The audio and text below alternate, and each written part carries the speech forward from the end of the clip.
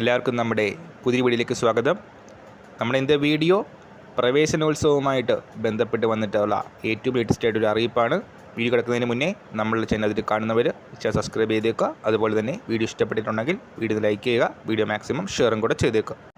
അപ്പോൾ ഈ വർഷത്തെ പ്രവേശനോത്സവം ജൂൺ 2-നാണ് തീരുമാനിച്ചിരിക്കുന്നത്. എന്നാൽ നമുക്കറിയാം, കേരളത്തിൽ ഈ വർഷം കാലവർഷം വളരെ നേരത്തെ എത്തിയിരിക്കുന്നു.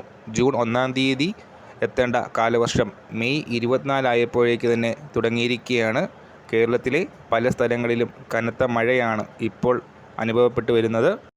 എന്നാൽ ഏറ്റവും ലേറ്റസ്റ്റ് റിപ്പോർട്ടുകൾ പ്രകാരം മെയ് 31 ശനിയാഴ്ചയോടെ ഈ മഴയുടെ തീവ്രത കുറയാനുള്ള സാധ്യതയാണുള്ളത്.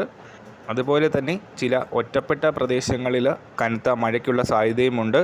അപ്പോൾ ജൂൺ 2-ാം തീയതി നിലവിലെ മുന്നറിയിപ്പുകൾ പ്രകാരം വടക്കൻ മേഖലയിലാണ് മഴയ്ക്ക് സാധ്യതയുള്ളത്.